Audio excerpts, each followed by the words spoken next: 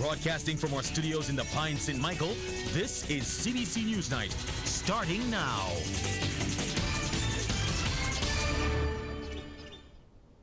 A very good evening to you with the Saturday, June 22nd edition of CBC Newsnight. I'm Ryan Broom, and our top story. Barbados has signed an agreement to cooperate with Morocco in a number of areas. Prime Minister Mia Amor Motley, who is in the North African state, has identified some of these areas as tourism, health, and the maritime industry. Ms. Motley says the two countries share a similar approach to global affairs. We are rooted in the same values, and we believe that we have a common purpose and mission with respect to how we want to develop our people.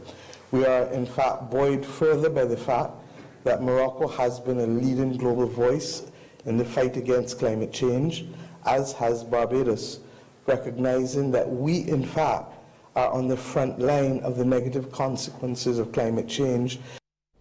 Meanwhile, a Barbados tourism and investment mission is also in Morocco. Ms. Motley says Invest Barbados mounted an investment forum.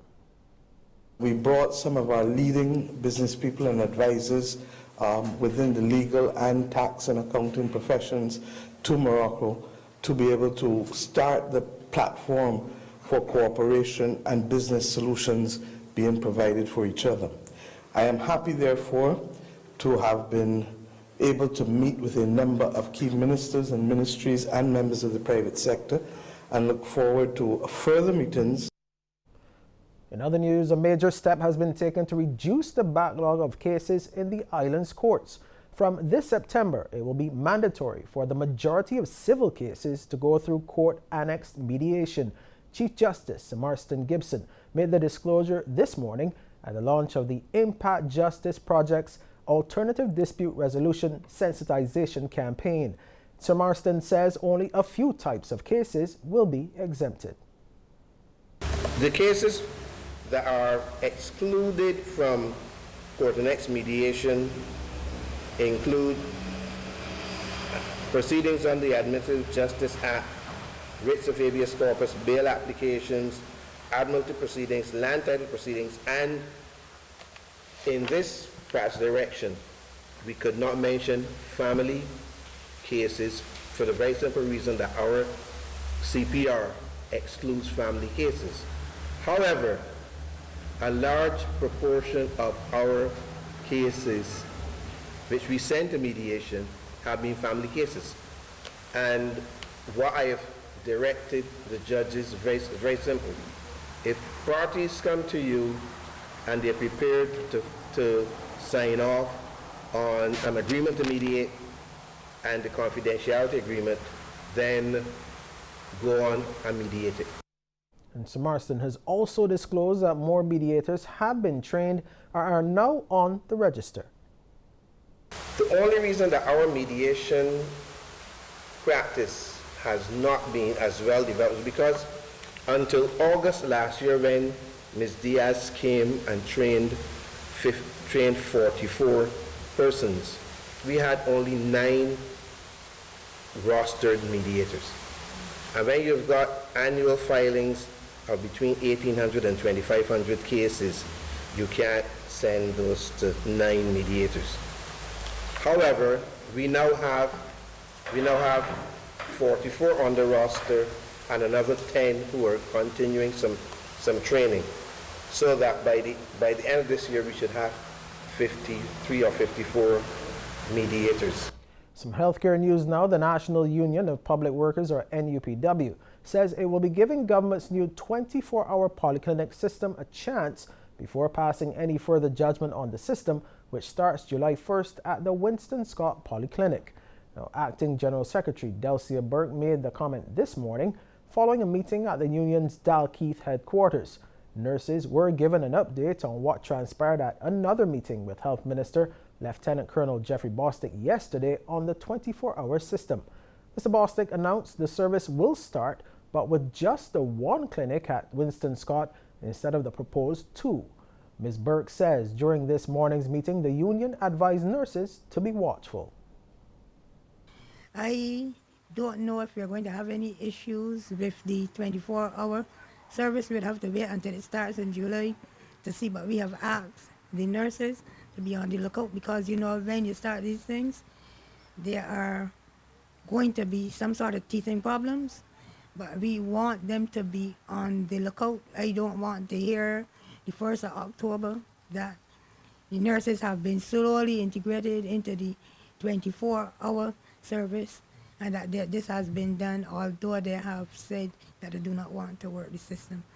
So we are going to keep a very close watch on the 24-hour system. I'm not going to say how I feel now about it. I will give the government free rein to let the search system work. Only if we have any issues will they be hearing from the National Union of Public Workers. Meanwhile, Senator Caswell Franklin, whose Unity Workers Union represents about 80 nurses, was also present at this morning's meeting. Now, while he too said his union would take a wait-and-see approach to allow the system to work, he expressed some concern about bringing nurses into the island. If they get nurses from overseas, you know, but preferably from Barbados. I'll tell you why. We have nurses who have trained at the BCC, and they can't find jobs in Barbados. You know, so why are we going to import people? Why are our nurses who are trained in Barbados for Barbados can't get a job in Barbados? You're looking to source nurses outside. Well, the Heart and Stroke Foundation wants greater attention paid to heart disease in women. The foundation raised concern about the issue at a press conference to announce its upcoming Heart of a Woman Heart Health Symposium and Trade Show to be held from July 12th to 14th at the Lloyd Erskine Sandyford Center. The group intends to use the knowledge of heart disease and strokes in women to mobilize stakeholders to address the drivers of cardiovascular disease in Barbados. Medical Director Dr. Dawn Scantlebury has likened the disease to a public health crisis. The reason why it goes beyond just healthcare is that we have a public health system. All of us are paying for this, and as it increases, more and more of our GDP is being dedicated to spending and paying for this tsunami of disease that's in Barbados. And it's not just a matter of paying for this disease. When you look at who are getting these diseases, they're younger and younger people. So what's happening is that you're having a decrease in productivity because people are off sick from work because they had a heart attack last week. And not only that, when they're at work, their productivity is less. Meanwhile, President of the Heart and Stroke Foundation of Barbados, Dr. Kenneth Connell, suggests there's a level of institutional bias with women suffering from heart disease. Women, for instance, with classic symptoms, which first of all in the medical textbooks are still described as atypical symptoms, are seen as not being as severe when they present to the emergency room with central chest pain or with other symptoms, as well as the symptoms of stroke. We can't be proud of this as a society. And so the heart disease or health of a woman really focuses in all of these stakeholders on what I think is not a health issue at all, but it really is a social issue in bringing about this change. To regional news now, Guyana is working to supply its market and the region with white sugar. The state-owned sugar corporation wants to produce over 50,000 tons of white sugar by the end of 2021 or early 2022. This will be done at the Albion Estate, and the factory will be reconfigured with the flexibility to produce both brown and white sugar, the company said in a statement to the media. The local market consumption for white sugar is approximately 20,000 tons. With the production of white sugar, GAISOCO believes that it will be able to meet the demand on the local market and part of the regional market. GAISOCO on Wednesday met with officers from the Foreign Trade Department of the Ministry of Foreign Affairs, where the discussions centered on GAISOCO's Strategic Plan 2019-2021 and beyond, value-added products such as white sugar, cogeneration and cultural heritage tourism, and the strengthening of the working relationship between the Foreign Trade Department. Annually, GAISOCO said it supplies the local market with 25,000 tons of brown sugar, the regional market with 30,000 tons, the United States of America with 12,000 to 14,000 tons, while the remainder is sold mostly on the European market at world market prices